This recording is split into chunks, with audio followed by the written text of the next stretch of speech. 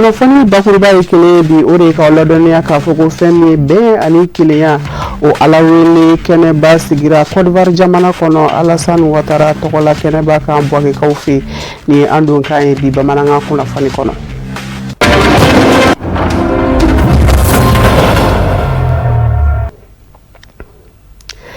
Wali ɲuman dɔn foli bɛ kurakuraya k'a lase aw ma fo y'a fɔ aw sigiyɔrɔ la an balima bamanankanmɛnnaw Mali kɔnɔ ani Mali kɔ kan an b'a jira aw la k'a fɔ ni bamanankan kunnafoni wagati selen walawale bɛna kɛ minnu kɔnɔ kumaw la aw ye Mali kɔnɔ ani a ko kan kibaruya olu de don an b'a fɔ ni kuma sila aw danga na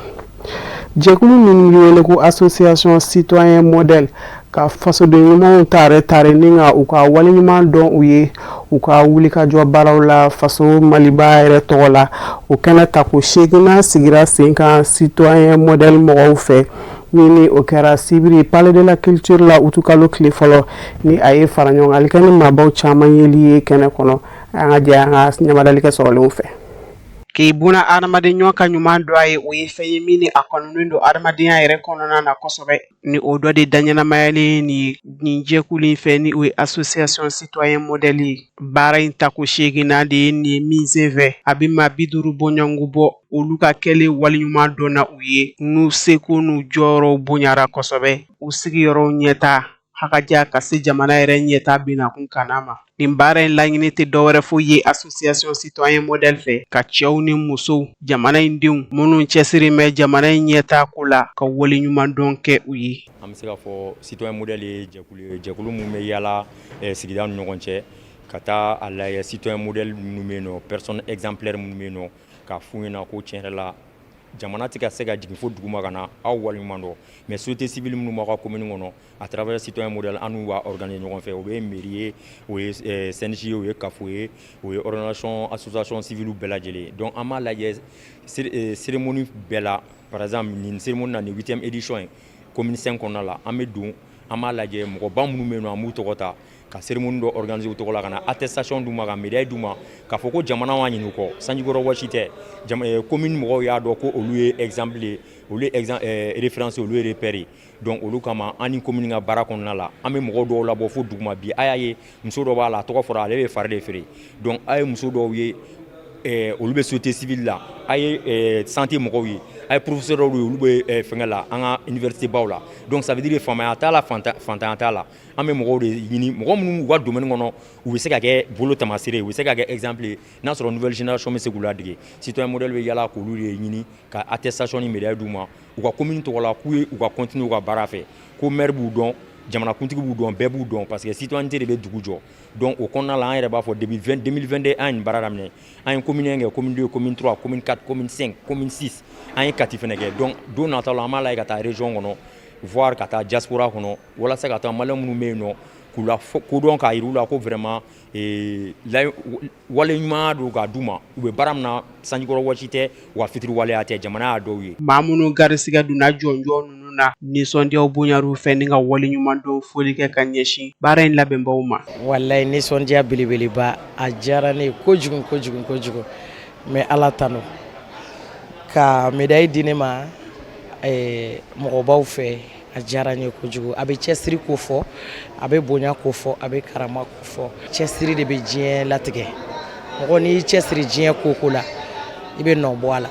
awɔ n'i cɛsiri diɲɛ koko la i bɛ nɔ bɔ a la a lajɛrɛ ye fara ɲɔgɔn kan kɛ ni Bamakɔ sigida 5 na commune 5 maabaw caman ye dugutigilakaw meerelakaw ka taa se maaba welelen caman wɛrɛw ma minnu bɛɛ y'u ka nisɔndiyaw jira ka sanga ni association citoyen modèle maaw ka ni hakilina ye kɛnɛ in denfa ka fara denba kan u bɛɛ lajɛlen y'u ka nisɔndiya foliw kɛ ka ɲɛsin baara in yɛrɛ hakilina ma a n'a bɛ min laɲini jamana ɲɛta binakun kana donc a denfaya dira ma o la an nana parce que an y'a ka activité caman suit hakili la nin kɔni a bɛ mɔgɔw galabu kɛnɛya kosɛbɛ hakili la mɔgɔ minnu ye jɔnjɔn sɔrɔ sisan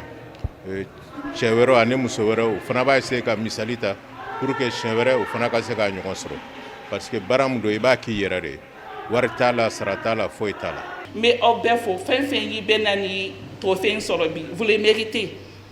et vous le méritez je suis fière de vous vraiment je suis fière et vraiment c'est un honneur pour moi d'être aujourd'hui la marraine. Ni honneur le ne manga ke commission marraine ye ka ɲɛsin an ka communauté ma et j'espère que trophée dile o bɛ na belebele fara an ka baarakɛtaw kan. A baaraw bolodacogo bɛɛ lajɛlen daminɛna ni Mali jamana hymne national dali de ye ka fara baara caman wɛrɛw kan. Kɛnɛ in yanga bonyara kosɛbɛ ni jɔnjɔn ninnu foroba dili ye maa minnu garisigɛ donna a la. Hali bisa kunnafoni nasira wɛrɛw fɛ an b'a jira aw la k'a fɔ ko ka sanga ni farafina musow tɔgɔla don kɛrɛnkɛrɛnnen ni o de ye 31 juillet Sangarebugu mairie la foroba furusiri dɔw bolodara ye ka fara wolosɛbɛndiw kan kalandenw ma kari utukalo tile 2 Sherifula Jabaraniso tɔgɔla Lala Kuyate ni Bubakari Tarawele sɔrɔlen minnu sɔrɔ an ka janga ɲamadali kɛ olu fɛ. Ni jamajɛ furusiri min kɛlen filɛ nin ye fo ka taa se ka wolosɛbɛn ta k'a di kalanden dɔw ma. Sangarebugu ale sigida kɔnɔna na o bi don kadara min kɔnɔ o de ye farafina musow tɔgɔla don kɛrɛnkɛrɛnnen journée panafricaine des femmes 31 juillet o kadara kɔnɔna de don. O siratigɛw fɛ furuɲɔgɔn kɛmɛ bɔ ɲɔgɔnko de sugantira u fɛ ɲinan t'a la ka se ka furu lakodɔn sɛbɛn di olu ma fo ka taa se kalanden 50 bɔ ɲɔgɔnko ma olu fana sugantira u fɛ ka se ka wolo sɛbɛn di olu ma. Nin bɛɛ lajɛlen ni a bɛ don dɛmɛɲɔgɔnya walew hukumu kɔnɔna na a kun de ye ka se ka gɛlɛyaw kɛlɛ ka bɔ furusosigiw kɔnɔna na furusow bɛ se ka sinsin tilennenya ani jɛlenya ka cogoya min na. O kɔfɛ fana siniɲɛsigi ɲuman u ka se ka sabati denmisɛnw ye. Ni garijɛgɛ donna papier marché de la alhamdulilah o barikaba taba de parce que an ma dɔrɔmɛ kelen mara a kɛra ye kado de ye se bɛ maa min ye se tɛ maa min ye a b'a ka k'a ye ten alhamdulilah. Hakilina nana ka da ka gɛlɛyaw dɔw de ye musow sɔrɔ n yɛrɛ ɲɛna n bɔra minnu kalama gɛlɛya minnu tun furakɛ man di tuguni ka da ka don dɔ la muso dɔ sera an ma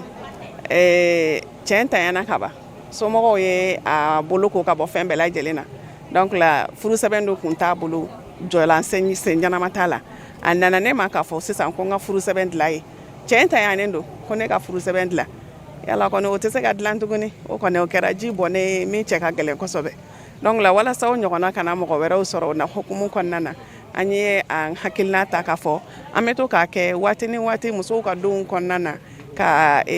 furusɛbɛn dilan muso ye furusɛbɛn tɛ minnu na walasa min ye nin sɔrɔ o ɲɔgɔnna kana tɔ wɛrɛw sɔrɔ danfara min yera ɲinanta ni tɔw ta cɛ o ye wolosɛbɛn ye ka da ka san tɔw la an bɛ furu dɔrɔn de siri nka an nana ye k'a fɔ ko an ka kalanko baara fɛnɛ hukumu kɔnɔna na an y'a ye ko gɛlɛya bɛ yen fɛnɛ den min gɛnna ka bɔ ekɔli la wolosɛbɛn ko kama kɔlɔlɔ caman b'a la ale yɛrɛ frustre a dusu tiɲɛnen don a yɛrɛ kɔnɔ fɔlɔ donc a ka ca ala fɛ n'o dɛmɛ ma d'o ma o tɛ kɛ faseden ɲuman ye k'a sɔrɔ n'a kun tora ekɔli la n'a continuera ni sɛbɛn kun b'a la ale bɛ se ka kɛ fɛnba ye. Nin kɛnɛ in n'o kɛra laada ye Sangarebugu yɛrɛ a sigida commune kɔnɔna na ko fasoden ɲumanya wale o dɔ yirali de don wa fana a bɛ kɛ sababu ye ka se ka caman fara mairie kofɔlen in yɛrɛ a ka sɔrɔ kan. O kɛra kumakanw ye minnu lasera Sangarebugu sigida a yɛrɛ mara kafo o maa ɲɛmaa fɛ ni o ye monsieur le maire ye. Nin ye volet social dɔ ye o kɛl an kan ka hakili to a la parce que waleya don comme a fɔra cogo min a bɛ denmisɛnnin caman ka carrière tiɲɛ parce que n'i gɛnna 5e 6e année 7e na bon ni fa ma intelligence sɔrɔ k'i ladon tuguni e tɛna métier kalan ka ɲɛ i ma kalan fɛnɛ donc ko ɲuman tɛ donc au niveau de l'état civil an ye nin tâche de confier à maire chargé d'état civil la n'o ye madame Ouattara Fanta Keita ye ka instruire k'a fɔ a ka veiller scrupuleusement école la école kana gɛn wolosɛbɛn ko la mais wolosɛbɛn ninnu a se ka dilan mairie la directement an bɛ taa se tribunal de ma k'a ɲɛfɔ olu ye a kan ka dilan cogo min na olu b'o waleya fɔ n ye an b'o waleya sabati bon maintenant fɛn min ye an ka musow ye an y'a constaté commune kɔnɔ muso caman bɛ yen o furulen don dɔw yɛrɛ si kɔrɔbayalen don mais furusɛbɛn t'u la bon ni ntanyali kɛra n'o ye saya ye n'u nana mairie la des fois u bɛ bloquer mairie niveau la ou bien u bɛ bloquer tribunal la tiɲɛko la donc an y'olu fɛnɛ associé a la pour que o ye sɛgɛn min kɛ furu la o kana kɛ fu ye.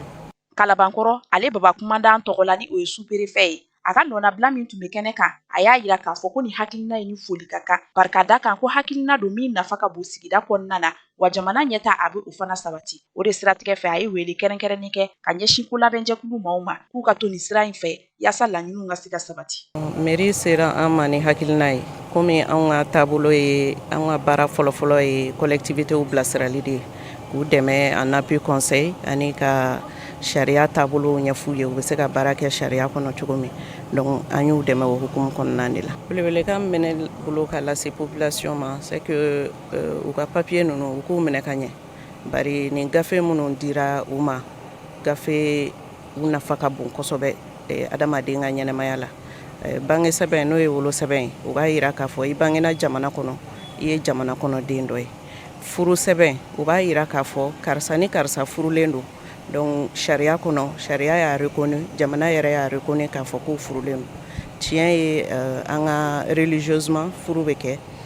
an ka taabolow la furu bɛ kɛ nka ni sariya gafe fana dira o fana b'a yakubaya kosɛbɛ. K'aw ladɔnniya k'a fɔ ko kɛnɛ in ka baara kumabaw bɛ tali kɛ minnu na o de ye ka se ka jɛ ka furu ninnu siri fo ka taa se furu lakodɔn sɛbɛn ninnu tali k'a di furudenw ma o kɔfɛ ka se ka taa se wolo sɛbɛnw fana ma ni ka sɔrɔ k'a bɛɛ lajɛlen cɛrɔ tigɛ ni dɔnkili duman ni dɔnsen dumanw ye minnu dara an ka sorofe kɔnɔw fɛ an b'a fɔ Ala k'an si jɔ ka nin kɛnɛ in ta ko naaninan kɔnɔ. Hali bi bamanankan kunnafoni nasiraw fɛ an b'a jira aw la k'a fɔ ko fɛn min ye fasoden ɲumanya don kɛrɛnkɛrɛnnen dɔ sigira sen kan INPS baarakɛlaw fɛ ni bɛnsɛya waleyaw dɔw ɲɛnamayali ye waledenw min b'a yira k'a fɔ fɛn min ye adamadenya ye a jɔsen sinsinbere walasa kɛnɛya ka sabati fɔ nin kɛnɛ ninnu n'a ɲɔgɔnnaw caman ka se ka sinsin ni ka barika don o la. Amadu Kamara a bɛna ɲɛfɔli kɛ sɔrɔlenw kan. Ka sanga n'u ka baaraw bolodatugu an'u ka laɲini ye. Institut national de prévoyance sociale INPS a ɲɛmayasow nin don kɛrɛnkɛrɛnnen sigi sen kan ka kɛ jɛya ani bɛsɛya ani sigida lakanali tɔbɔtɔli ko ɲuman ye. N'a bɛɛ lajɛlen bi don bunahadamadenya yakubali hokumu kɔnɔ. Mɔgɔw de bɛ bɔ kɔfɛ ka na u mago ɲɛnabɔ an bara. An nalen yan an ye lakɔlɔsili kɛ ka yira k'a fɔ an bɛ kɛnɛ mun kan an bɛ samiya de la kɛnɛ a jɛlen tɛ kosɛbɛ. Aw yɛrɛ y'a ye ni san nana ji bɛ don bureau dɔw kɔnɔ donc an ye hakilila ta k'a fɔ an bɛ samiya don mun na nin ye bana ka ca pali bɛ yen soso bɛ yen donc k'a lajɛ ka an bɛ kɛnɛ mun kan ka sanuya fɔlɔ yanni an ka don bureau kɔnɔ donc an y'a ɲɛfɔ an ka directeur ye a y'a faamu aw yɛrɛ y'a ye sɔgɔmada in na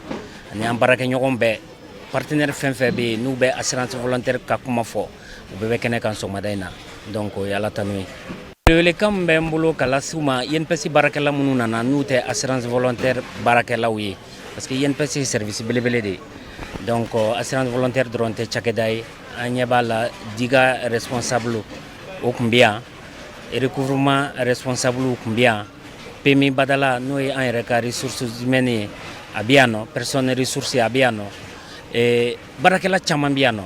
donc k'u bɛɛ fo k'u waleɲuman dɔn k'a dɔn k'a fɔ ko assurance volontaire dɔrɔn tɛ mais n'a sera ka cari INPS baarakɛ yɔrɔ bɛɛ la a bɛ kɛ ko ɲumanba ye. U ka nin don kɛrɛnkɛrɛnnen n'a bi don fasoden ɲumanya hokumu kɔnɔna na a kun ti dɔwɛrɛ yaasa ka se k'u ka sigida k'o lajɛya k'a lakana o ni k'a tɔbɔtɔ ni ka bɛn ni bɛsɛya o ni yirituru ye min ko bɛɛ lajɛlen bi don sigida lakanali hokumu kɔnɔ ani kɛnɛya sabatiliko ɲuman ye. Wele min bɛ n bolo o ye ka INPS baarakɛla bɛɛ fo cɛ fara muso kan singulièrement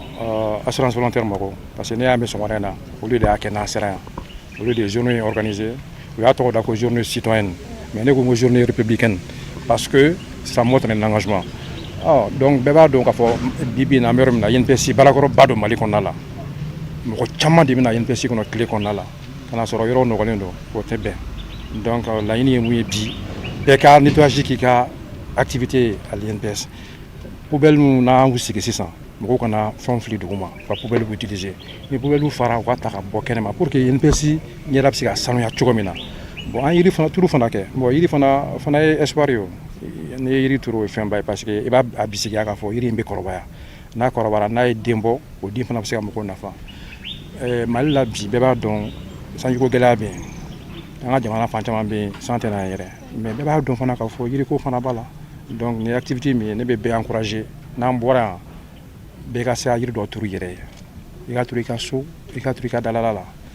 maintenant ni i bɛ association fana la a ka fara ɲɔgɔn kan a ka yiri turu yiri turu kan ka kɛ Mali la yɛrɛ de a kan ka kɛ activité yɛrɛ de o de bɛ se k'an dɛmɛ ka se ka fɛn caman ɲɛnabɔ donc n ka foli bɛ INPS cɛw ye n ka foli bɛ musow ye. an b'aw ladɔnniya k'a fɔ ko INPS maaw ka nin baara kofɔli a kɛra wagati kɛrɛnkɛrɛnni ye nabaga bɛɛ lajɛlen bolo ani INPS ɲɛmaayaso n'a baarakɛlaw u ka se ka fara ɲɔgɔn kan ka ni bɛsɛya wale ni sigida lakanali wale bɛɛ lajɛlen kɛ bonya ani karama o ni nisɔndiya kɔnɔ k'a jira aw la k'a fɔ ko bɛsɛya ko kɛnɛya jɔsen beri dɔ y'o ye min faamuyana INPS maaw fɛ. Alibisa kunnafoni nasira wɛrɛ fɛ an b'a jira aw la k'a fɔ fɛn min ye semaine nationale du numérique ye a takuna na sponsor officiel o de kɛra Wave Mali ye min ni a ye jɔyɔrɔba ta baara in kɔnɔna na kosɛbɛ o de hukumu kɔnɔ fɛn min Wave Mali ye a directrice ni o ye a ɲɛmaaba ye a bɛ fara ɲɔgɔn kan kɛ baara ninnu tɛmɛ cogoyaw kan Abdulkarim Sako a bɛna ɲɛfɔli kɛ sɔrɔlenw kan. Semaine du numérique ni atako nani na ye an ka jamana kɔnɔ tako nana min ni a sponsor officiel o ye Wave Mali ye ni kɛnɛ in ka seko ni dɔnko dɔ de do baw masiko nasiraw fɛ n'o ye nouvelle technologie de l'information de la communication ye o ɲɛdɔngaaraw bɛna ɲɔgɔn sɔrɔ a kɛnɛ kan ka na dɔnkow yira ɲɔgɔn na ni ka dɔnniyaw fali ni ka kɛ sababu ye fɛnɛ ka baara sababu ɲumanw di maaw dɔw ma Wave Mali ale de ye ni kɛnɛ in sponsor ye a ɲɛma n'o ye a directrice ye a y'a yira k'a fɔ nin na kɛ olu siɲɛ dama ye u bɛna ni kɛnɛ in kan kana u ka seko n'u ka dɔnko yira maliyɛnw na ani diɲɛ maa wɛrɛw fɛnɛ ka se ka dɔnniyaw fali min bɛ kɛ sababu ye ka sababu ɲumanw dayɛlɛ maa caman ye baara sɔrɔli sira fɛ ani kalan yɛrɛ jirili sira fɛ ko nin ye fɛn ye min ni a kan ka kɔkɔrɔma don kosɛbɛ. Wave ye entreprise ye min bɛ baara kɛ ni numérique ye. An ka produit yɛrɛ basé don numérique de la anw ye fintech de donc ni semaine du numérique a ka kan anw ka na ka participer a la parce que an bɛ fɛ ka kɛ partenaire ye min bɛ jamana dɛmɛ ka intégration numérique k'a lataa ɲɛ ka économie numérique fɛnɛ lataa ɲɛ donc an ka nin participation an b'a dabɔ sponsoring dɔrɔn kama wari di dɔrɔn tɛ min ka gɛlɛn dialogue minnu bɛ ka kɛ kuma ɲɔgɔn ye minnu bɛ ka kɛ o kuma ɲɔgɔn yew qualité an bɛ se ka min dege o la an yɛrɛ bɛ se ka min partager comme an yɛrɛ ka expérience donc o de y'a to an yɛrɛ tun bɛ fɛ ka na kɛnɛ kan k'a lajɛ min bɛ ka fɔ an bɛ se ka min fɛnɛ fara kan et puis n'an bɛ se ka fɛn fɛn dege min b'a to an ka société bɛ se ka taa ɲɛ. Fintech n'o ye subahana mansin nu an bɛ waati min na ko bi jamana foroba cakɛdaw ko ka moderniser n'o de ye k'a fɔ maa 100 kun bɛ baara min kɛ waati kuntagalajan kɔnɔ machine sira fɛ o baara ka se ka kɛ waati kuntagala suru kɔrɔ min ni a nafa ka bon fɛnɛ fɛn min ye Wave directrice ye a y'a yira k'a fɔ bibi na maa tɛ se ka ɲɛ o baara ninnu kɔ bawo diɲɛ yɛrɛ bɛ ka taa teliya bolo min ma f'i ka i yɛrɛ kɔngɛ ka bɛn olu de ma ko wa k'an bɛ don min na bi Wave Mali a ka sira fɛ bi o dɔnniyaw sɛbɛkɔrɔ ɲɛ bɛ a bolo bawo a bɛ farafinna jamana 11 kɔnɔ an bɛ don min na i ko bi. Ne bolo Wave nali Mali la a ye ko caman nɔgɔya a ye ko caman nɔgɔya d'une manière générale an ka clients bɛɛ lajɛlen an ka usagers ye parce que an ka produits ka nɔgɔn kojugu a ka nɔgɔn anw bɛ 1% de ta transfert kan ka wari bila i kun o ye gratuit ye ka wari ta ka bɔ i kun o ye gratuit ye a bɛ i n'a fɔ ni portefeuille b'i bolo n'i bɛ ka wari bila a kɔnɔ ka wari ta sisan n'i bɛ paiement ni fɛnw dɔ wɛrɛ de kɛ i bɛ se ka wari sara donc je pense que an ka nali a ye fɛn caman changer a ye cakɛda dɔw créer a y'a to cakɛda dɔw sera ka bila sen kan a y'a to denmisɛnnin dɔw sera ka baara sɔrɔ a y'a to mɔgɔw bɛ se ka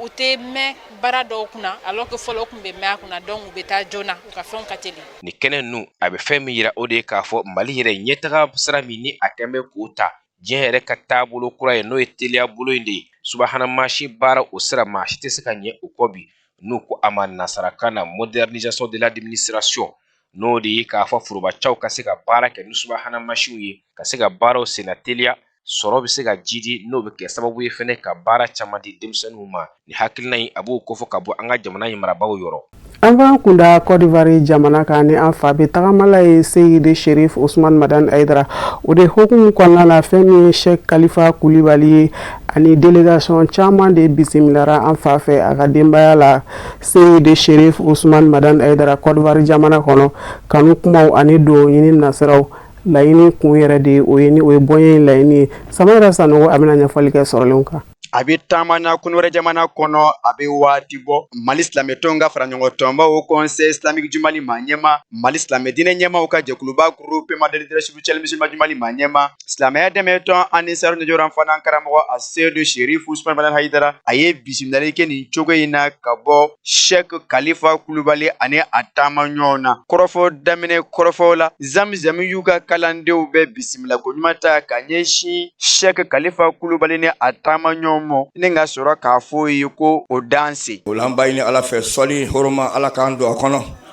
Ala tando hɔrɔma Ala k'an don a kɔnɔ o la baasi tɛ yen an karamɔgɔ n'o ye Khalifa Dawudu Kulubali an karamɔgɔ tɔgɔ la laada don an fɛ yan hali ni bɔra i ka so ka t'i denw ka so a bɛna fɔ de ko dɔ di n'o le ma fɔ kuma na fiyewu i b'a sɔrɔ a tigi t'a lɔn k'a fɔ ko ale nana min fɛ yen k'a diyara ye o la an karamɔgɔ tɔgɔ la ko k'a ɲini aw fɛ n'Ala sɔnna ko a k'a ye wulada in na ko a ye dɔ di kɔrɔfɔ dilen a mɔ Cheikh Khalifa Kulubali a nisɔndiyalen a ye a yira k'a fɔ nakun fila tɛ ale ni a taama ɲɔgɔn na fana kɛra kɔnɔ ka kanu yakubaya ka ta ka ɲɛsin Zamzam y'u ma ni ka laban k'a ɲini a fɛ a ka se ka serifu duwawu kɛrɛnkɛrɛnnen kɛ olu ye ni y'an seni y'an fa fɛ yan a kanu a n'a diɲɛ kama depuis bi tɛ depuis an bɛ geribuya la depuis san mina a taala Basam 83 ka Hachim sɔrɔ yen an karamɔgɔ Abdoukarim Traoré a n'o bɛɛ ye kalan kɛ Sahara fɛ ka taa don anw b'a kanu kɔnɔ fɔ bi an kɔni bɛ tarikatijɛnya la ne ye baya minɛ a bolo ka kɔrɔkɔrɔ a bolo n t'a siɲɛ hakɛya dɔn alhamdulillah fa yɛrɛ fɛ fɔ Bamakɔ ye ne dɔgɔkɛ Yaku Kone Kɔrɔnjɛba dɔgɔkɛ Madu Kulubali fana ye Janbɔgɔ alhamdulillah anw y'a ye an b'a bijɛ an y'a mɛn k'an nana an degulen kɔnɔ an ye bi sɔrɔ nka n bɛna kana fo ka dɔw ɲin'a fɛ ka dɔw ka ye Ala ka kɛnɛya d'a ma Ala ka kɛnɛya d'a ma Ala ka lafiya ka ye Ala ka sago ka ye Ala ka denw duwa ye si jan bɛ yɔrɔ yɔrɔ Ala k'o d'a ma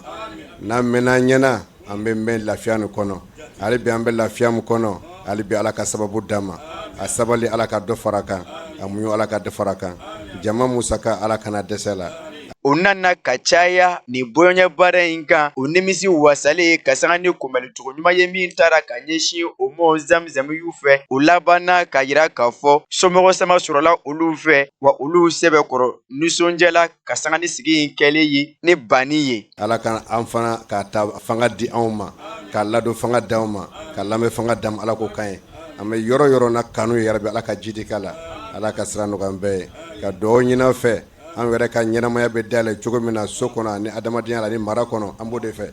hinɛ ka sabati an dusu la an fana b'o de fɛ an n'a musow ka bɛn an denw ka bɛn kabilaw ka bɛn an b'o de fana fɛ a bɛ kɛlɛ minɛ Ala ka fanga se Côte d'Ivoire Ala ka minɛ ka d'a ma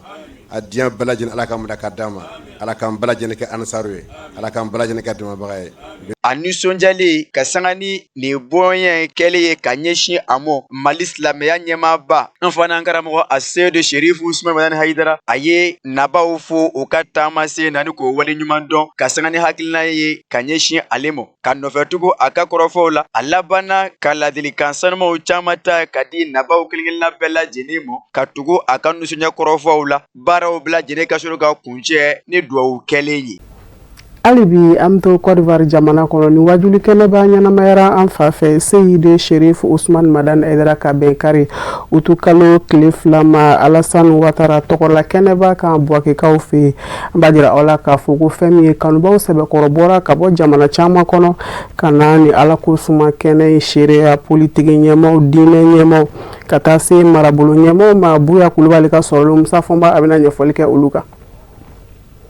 Bani sera kɛnɛ kɔnɔ dimanche uti kalo tile 2 ka bɛn ni 22h40 kumaw de ye bonya ni karama tara ka kunbɛ a dondɔ kɛnɛ nɔ zikiri duma nisɔndiya farifoni o bɛ fa bɛɛ lajɛlen la fɔ ka taa sa bisimila yɔrɔ mɔ bisimilali kɛlen kuma dira ɲamakalaw mɔ u ye foli bila sirifikɛ la k'a danga na Buwake minnu ye ɲɔgɔn falen kuma la o dɔ ye Safiyatu Kone ye silamɛya dɛmɛtɔ Ansar min bɛ Buwake mara la Fédération Ansar di Gbeke 2 o nɔna bila don a ko Bani mɔ k'a danga na Buwake ka dugawu ɲini a fɛ dugu jɛko mɔgɔ nin da baara min k'ale fɛ an bɛ u la ni o ye denbaya ladonni o bɛ se ka nɔgɔya u bolo cogo min a ka dugawu kɛrɛnkɛrɛn minfɛnjugu min sangawulen bɛ bi sifinnakaw fɛ yen n'a kɛ mɛ ka sifinya yɛrɛ lafu bi Bani ka dugawu kɛ o la min kɛ anw ansaru ye an bolo fila bɛ sanfɛ ka ala tanto ka barika la sabu ala ye hɛrɛba de kɛ anw ye kɛrɛnkɛrɛnnenya la anw musow an karamɔgɔ ye anw musow tɛgɛ minɛ k'an don alijinɛ kɔnɔ an b'a fɔ k'an ni ce si ni kɛnɛya ni labanko ɲuman ala k'a di an n'an ma a bɔkolo n'an bɔkolo ala k'a ɲɛ a zuruya n'an zuruya ala k'a ɲɛ a ka denbaya bɛɛ bɛ kɛnɛ kan yan su na mun fana ma kɛnɛ sɔrɔ an ka foli bɛ bɛɛ lajɛlen ye o kɔfɛ an b'a ɲini an karamɔgɔ fɛ a ka dugawu kɛrɛnkɛrɛnni kɛ an musow ye sabu diɲɛ bɛ yɔrɔ min na bi bɛɛ b'a kalama anw de bɛ ka denw bange an ka se ka sira kanani ɲuman minɛ an denw ka don donda ɲuman fɛ an karamɔgɔ k'o k'an ye a mɔkɛ bonya n'a barika kosɔn o kɔfɛ an b'an ka perezan fo n'o ye Alasani Daramani Watara ye a n'a ka autoroute bɛɛ lajɛlen ala k'a bɛɛ nafa n'an karamɔgɔ barika ye. Côte d'Ivoire silamaw ka jɛkuluba Kozimu saw n'o nabila min bɛ Buwake Imam Ousmane Sila Kozimu ɲɛmaaya so tɔgɔ la Côte d'Ivoire bɛɛ lajɛlen la a y'a jira sirifikɛ la k'a dangan na Buwake kɔnɔ. An bɛ jɔyɔrɔ min na an bɛ jɔyɔrɔ saba la Côte d'Ivoire Kozimu tɔgɔ la Kofesi tɔgɔ la Shana Ahmadu Hamahullah ka kalandenw tɔgɔ la an bɛna nin déclaration saba in de kɛ o tumana an bɛ foli daminɛ jamana ɲɛmɔgɔw u fo u kɛra sababu ye ka nin hɛrɛba min ɲɛsin ka na Côte d'Ivoire ma n'o ye a Sheikh al-Imam Alhaji Usman Madan Haidara a ka bisimila jamana in kɔnɔ Kozimu ko a ka bisimila Usman Jakite Imam Usman Jakite Abidjan Kozimu tɔgɔra o ko a ka bisimila. Bonyamasegika fɛnɛ ɲɛsina bani mɔ conseil régional di Gbeke a président ba fɛ honorable Bema Fofana k'a ka nisɔndiya jira nin na ɲɔgɔnna kɛnɛba sigili la a ka mara duguba la n'o ye Buwake ye a sɔrɔla ka dugawu ɲini Bamada ni de ni Basidan Tarawele den fɛ. Bi kɔni Cheikh an tɛ fɛ ka foyi fɔ min b'an kɔnɔ k'a sin an yɛrɛ ma ani min b'an kɔnɔ k'a sin jamana ma ani min b'an kɔnɔ k'a sin dunuya ma a bɛɛ bi kɔnɔ dɔw k'an ka jamana ye dɔw k'an yɛrɛ ye dɔw kɛ président ye dɔw kɛ Côte d'Ivoire ye ala k'an i si n'an si ala k'a jɛ a ka to b'o kan sawa ma. Kɛnɛ denfaya kun bɛ maa min bolo n'o ye député maire ye Buwake mara a nana bila Dabo Salifu ye a ka nisɔndiya jira sirifikɛ la bawo ale bolo sirifikɛ yɛrɛ ye Buwake ka ye a ye san caman de kɛ Buwake sigi la san 1990 kumaw la o kuma a bɔra ka so a nana ka so. An bɛ Serifu fo. Kosɛbɛ Hayidara. Hayidara. A ko ɲuman la kunu. Kosɛbɛ. Kunu min kɛla. Tiɲɛ don. A kɛla Buwake kelen ne kɔnɔ yan. Kosɛbɛ Hayidara. Anw tun bɛ yen don min. Kosɛbɛ. O don tun ka gɛlɛn kosɛbɛ. Tiɲɛ. Ka sama fɔla. Naamu. Ko sama kɛla. Kosɛbɛ. Ko sama fana kunna. Naamu. N bɛ n ka bi se la. Kosɛbɛ Hayidara. Donc an bɛ Serifukɛ fo maire tɔgɔ la. Tiɲɛ don. A ɲuman bɔla Mali la ka ɲuman se Côte d'Ivoire. Naamu. A bɛ tournée min kan tournée nin ye hɛrɛba de ye an fana ka jamana ma. Tiɲɛ. An bɛ dugawu ɲini a fɛ. Naamu. Maire tɔgɔ la. Kosɛbɛ. O kɔnɔ. Tiɲɛ. Cheikh Sherif. Naamu. Gɛlɛya bɛ farafinna jamana caman de la. Kosɛbɛ. Gɛlɛya mun bɛ farafinna kɔnɔ bi. Naamu. Fanga tɛ se k'a ban. Tiɲɛ. Fanga tɛ se ka ban. A tɛ. Fanga ma Côte d'Ivoire kɛlɛ ban cogo min. Kosɛbɛ. Fanga tɛ se ka kɛlɛ ban yɔrɔ si. Tiɲɛ don. Mun b'a ban. Naamu. Dugawu. Kosɛbɛ. An mako bɛ dugawu de la. Hayidara. I ka kalanden mun bɛ an fɛ yan. Naamu. U cɛsirilen don kosɛbɛ. Tiɲɛ. Jamana in ko foyi tɛ damina. Kosɛbɛ. Ni m'u ka baarakɛ nɔ ye a kɔnɔna na. Tiɲɛ. An b'u fo nin kɛnɛ kan i yɛrɛ ɲɛna yan. Kosɛbɛ. K'o ko ɲuman dɔn. Tiɲɛ don. Sirifula denw. Naamu. U na o na Buwake yan. Kosɛbɛ. O bɛ taamasiyɛn dɔ yira halibi ala kanu bɛɛ sɔn si la. Amina rabi. Elhaji Seyno Alassane Ngele ka kumata no ye silamaya dɛmɛtɔ Ansar min bɛ Buake mara la Fédération di Gbeke 2 au président ba ko labɛnni jɛkulu bɛɛ lajɛlen tɔgɔ la a ye wale ɲuman dɔnfɔli ɲɛsin Sirifukɛ ma. Ka jeunesse yɛrɛ fo kosɛbɛ. Buake ne yɛrɛ ka dugu ye ni nana jeunesse bi bɔ kosɛbɛ mais a bɛɛ bɛ kɛ karamɔgɔ ka bonya de kama parce que ni y'anw bonya ni an bɛ bonya ko Haidara den de don donc n bɛ bonya kɛ jeunesse bɛɛ fo u kɛra n fɛ n fa kama yarabi ala ka k'u bɛɛ lajɛlen fɛ ala k'u sago d'u ma ni ala sɔnna n b'a dɔn karamɔgɔba yɛrɛ bi yan n ye min fɔ a ye ka kɔrɔ don n b'a dɔn mɔgɔ si tɛ taa yan ni bɛɛ m'a ka billet ta donc bɛɛ k'i labɛn ni ala sɔnna billet bɛ ta a ye taa dɔɔni-dɔɔni de Haidara yɛrɛ de a ye taa dɔɔni-dɔɔni salamu aleykum. Ibrahim Jata Konate bani ka kalanden jolenw dɔ don Côte d'Ivoire silamɛya dɛmɛtɔ Ansar Wudu hu kɔnɔ karamɔgɔw bɛɛ lajɛlen tɔgɔ la a ye bonyamasegin kɛ Sirifukɛ ye ale min kɛra sababu ye ka maa hakɛndanw wele ka taa ala mɔ. An bɛ mikoro di karamɔgɔ ma an bɛɛ min nɔgɔtɔ sigilen don ka ale le ka kuma kɔnɔ i ka kalandenw ko k'i fo i ka sɛgɛn anw b'a tɔnɔ kan karamɔgɔ i nani na kuma na wa fayita wa bida'ul hawadisi kadi dajat zulumatuha karamɔgɔ ni kuma na ni kuma in na silamaya bɛ kɛ di o kuma an bɛ mikoro di karamɔgɔ ma a ka kuma an ye a kan ka yelenw tugu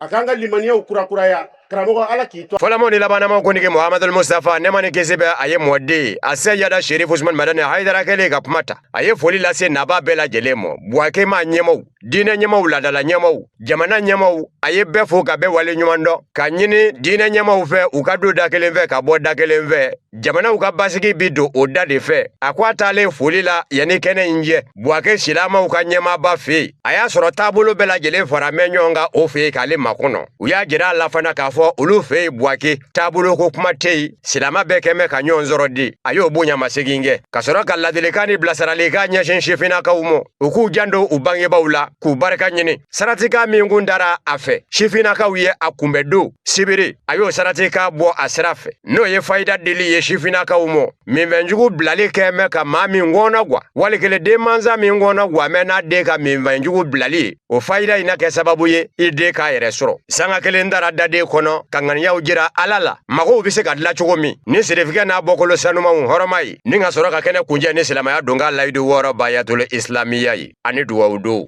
hali bi an bɛ to nin wajuli kɛnɛ sanuma in kan maaba minnu ye a kɛnɛ seereya ka fara silamɛya dɛmɛtɔn Ansaru kan olu ye dantigɛlikan minnu kɛ nisɔndiyakanw na an ka jɛ an ka ɲamadali kɛ o sɔrɔlenw fana fɛ. Nisɔndiya min b'an dan t'a la ka sababu kɛ an bɛ kɛnɛ min kan ani an bɛ cɛba min kan ka lamɛn Sayidi Sherif Usman Madani Haidara vraiment nisɔndiya min b'an dan t'a la ka sababu kɛ ale ka wajuli lamɛnli a bɛ mɔgɔ ka batterie le charger wagati bɛɛ sanga bɛɛ kɔnɔ et chaque fois ni k'a lamɛn a bɛ komi i k'a daminɛ bile o ye kelen ye filanan a ka wajuli sigini bɛ fɛn min kan bi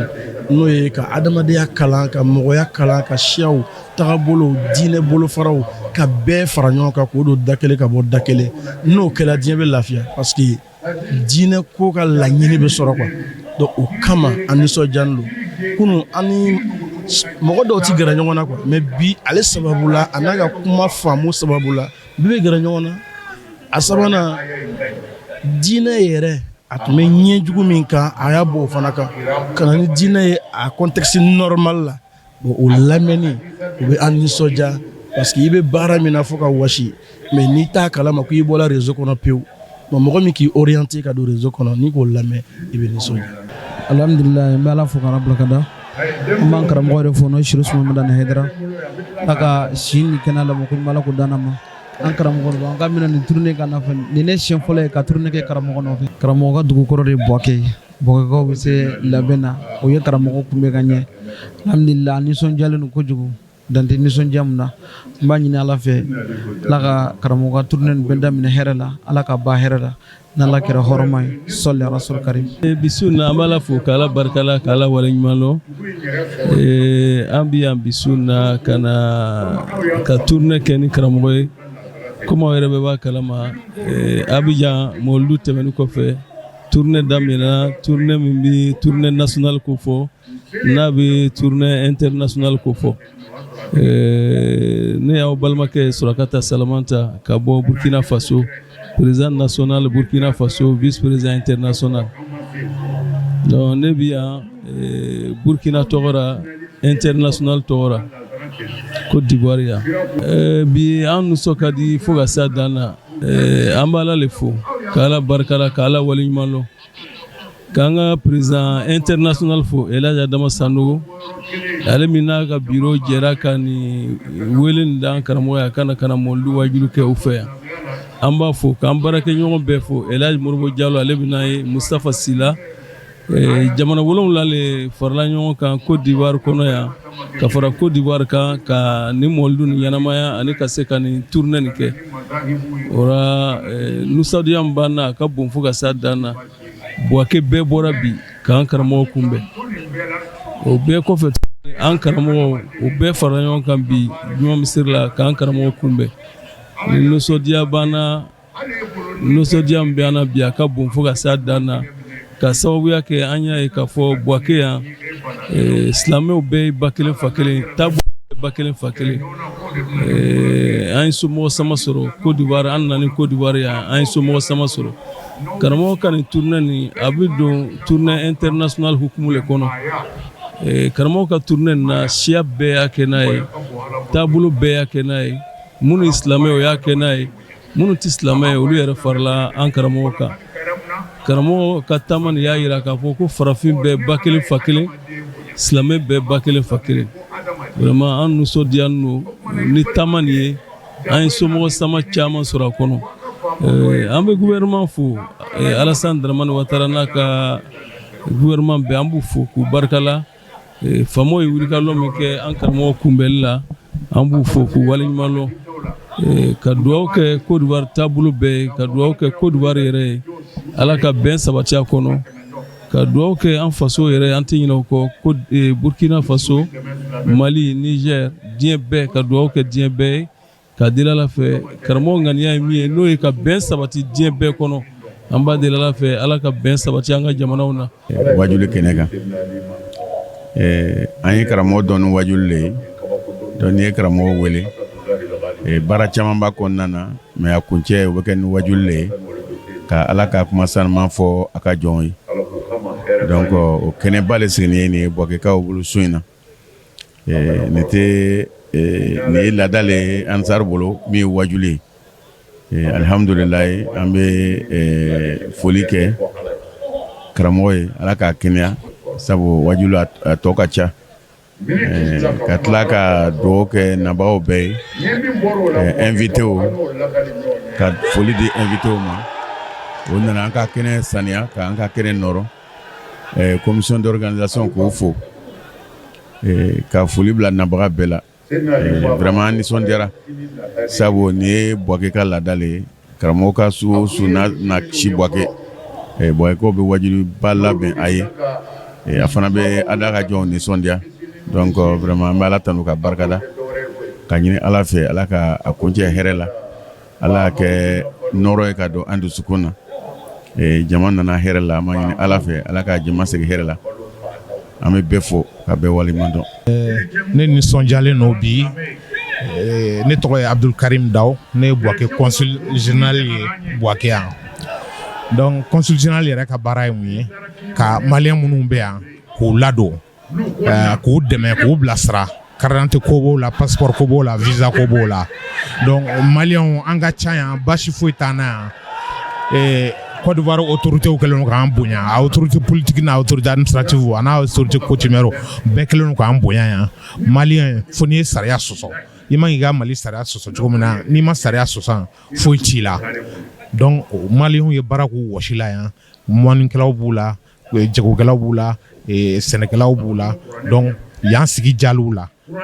A wajuli kɛnɛba in ka an fa ni o ye Seyide Sherif Usman Madan Aidara ye, a yɛrɛ ye dakuruɲɛ 2 min sɔrɔ ka kɛ kanubagaw ye. An ka jɛ an k'o fana ɲamada ɲɔgɔn fɛ fo Côte d'Ivoire jamana kɔnɔ. Mɔgɔ se i yɛrɛ se nin kɛnɛ in kan Buwake yan, Ala k'aw sara hɛrɛ la. Amin amin. An ka foli fɔlɔ an b'o ɲɛsin an ka jamana ɲɛmɔgɔw ma k'a daminɛ président de la république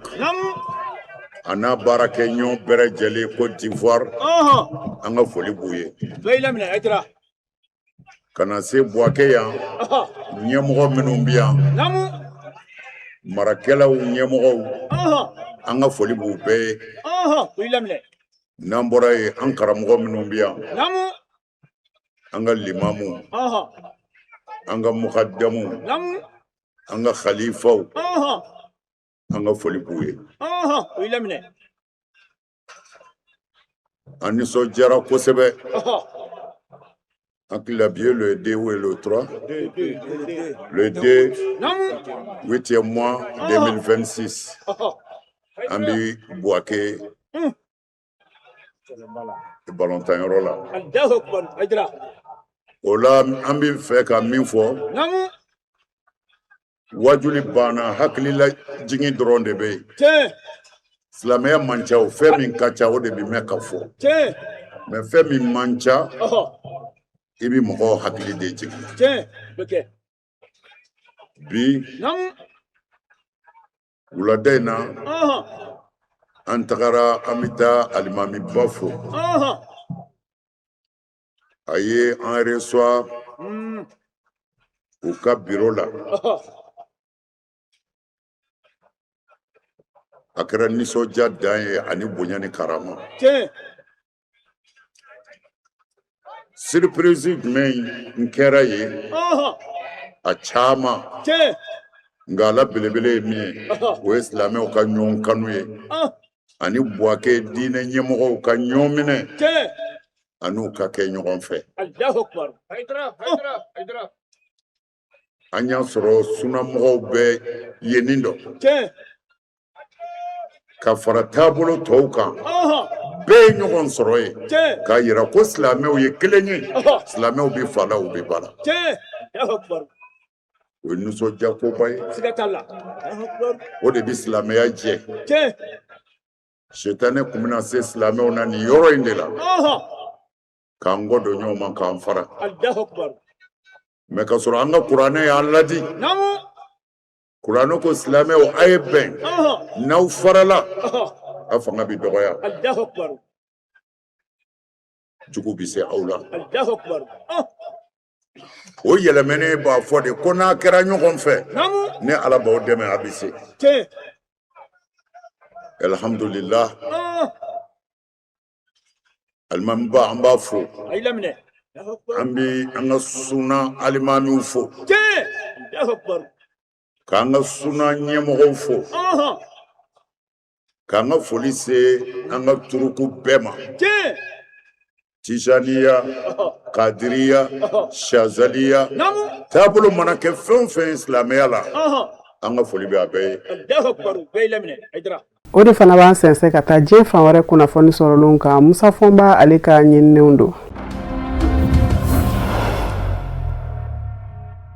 CEDEAO ma ɲɛmaw ye a jira k'a fɔ u bɛna Gana jamana dɛmɛ ni dolari wari dalasi 250 ye ka sabu kɛ ji kɛmɛ ka tiɲɛniba don Gana jamana kun kabini juin kalo nin dɛmɛ min bɛ ka kɛ ka ɲɛsin Gana mɔ CEDEAO fɛ a dabɔkun de ye ka se ka minnu degunna ji fɛ ladilali ka se ka kɛ olu kun juin kalo tile 29 o ji ye tiɲɛniba don Gana jamana kɔnɔ maa 12 a fɔ mɛ ko o de fara ni nka maa caman tunu ji ka tiɲɛni kɛra mara caman na Gana nka fanba kɛra mara de la min bɛ wele ko Garantakara ka sabu kɛ guwa ba caman ji o de tiɲɛ o guwa ba caman yin nɔ maa ba 38 ani 800 ji ye tiɲɛni don o de kun. Kongo Kinshasa ma ɲɛmaw ka bɛn ni dimanche uti kalo tile 2 ye u ye donba dɔ ɲɛnamaya don min ɲɛsin bɛ tasibila ma ka ɲɛsin Kongo jamana ma falenw mɔ kɛlɛ senfɛ don kɛrɛnkɛrɛnnen Kongo Kinshasa kɔnɔ a bɛ ɲɛnamaya sa san o san a don tɔgɔ dara ko journée nationale du Génocoste ko maaw n'an bɛ bi Kongo jamana ka a ka dugu jukɔrɔ nafasɔrɔ sira nɔfɛ o bɔtɔ ni ka Kongo ka denw ni kɛnɛ karaba bawo kɛlɛ o kɛlɛ filɛ Kongo Kinshasa dugukolo kan a bɛɛ ye Kongo Kinshasa dugu jukɔrɔ nafasɔrɔ sira nɔfɛ tɔko ye an b'aw ladɔnniya k'a fɔ don kɛrɛnkɛrɛnnen a ka sigi sen kan Kongo tɛmɛnkɛra ni a ye ye Congo wasablo fɛ Assemblée nationale ani sanfɛ wasablo sena ni ka sɔrɔ ka don bala jamana ɲɛma Félix Tshisekedi fɛ kabini san 2022 décembre kalo tile 26 ka ta o don na kana bila bila don min ɲɛnamaya uti kalo tile fila.